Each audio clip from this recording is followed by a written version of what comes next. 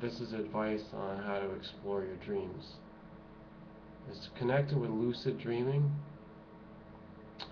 and I'll explain to you the principle of this. Um, because we are humans, and the spiritual understanding of things, or spirituality itself, tells us that there is a spirit level, and that means for a human, we have a spirit self, or we have a spirit body, and that's a part of us that can't be seen or heard or felt, but it gets perceived somehow through the body. There are extrasensory perceptions also, and we have these ideas or concepts that seem like a little bit abstract. And spirit is also connect with the word soul, but it's not exactly the same. They overlap. And why I'm telling you all this is because a human as an individual is not really that clear cut as far as I'm one individual, I'm one person. It's like we are multiple personalities, and it's not necessarily a disorder of the psychiatric diagnosis. It's very much about order, and people can be aware of this if they explore their spirituality, and especially exploring the dreams will lead you to a lot of proof about our consciousness, our human experience, and what's beyond all this, the physical part of things, the tangible part. There's always a lot of other things going on behind the scenes, or at the foundation of matter and this temporal world that we're in. So, having said that, to dispel the one-dimensional misconception about individuality, we are many different selves at the same time, and we must communicate within that. And I'm not talking about talking to yourself out loud, so people hear you. You can just talk silently within your head, because everybody does that anyhow. Just be aware of it. And this is what leads into my advice on dreams. Because when you go to sleep at night, and you're going to have these virtual experiences, let's say, because they're not physical, and you're in some other kind of a realm that has different rules.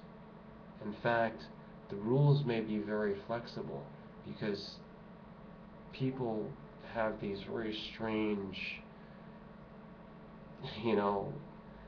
the memories that they have of the dream, or going to the dream experience itself, being present in that. When you're present, the lucid part, lucidity of the dreaming, you'll find that the laws of nature are mutable. And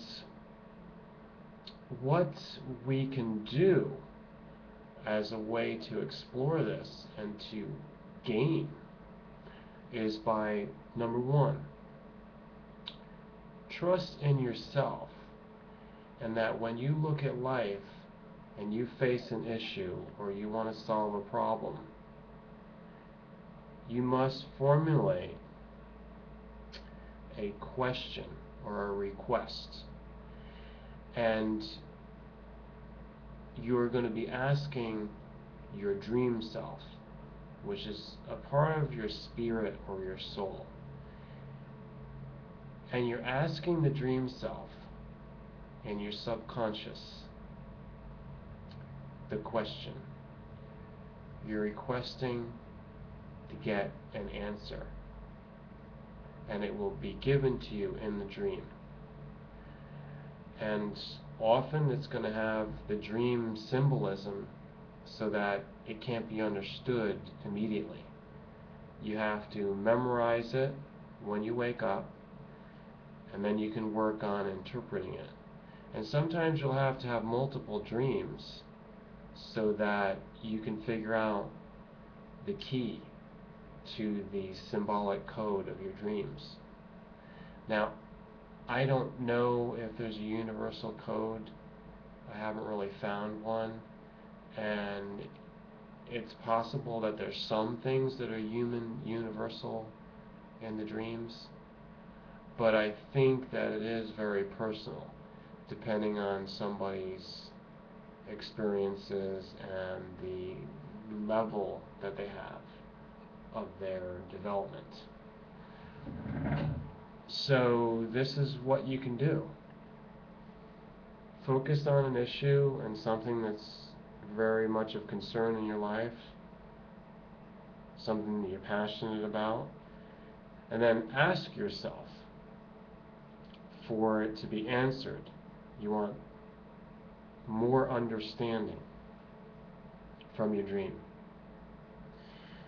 And then your dream is going to reveal it. Now, how does this work? How can we trust in it? That's because of the real nature of the subconscious.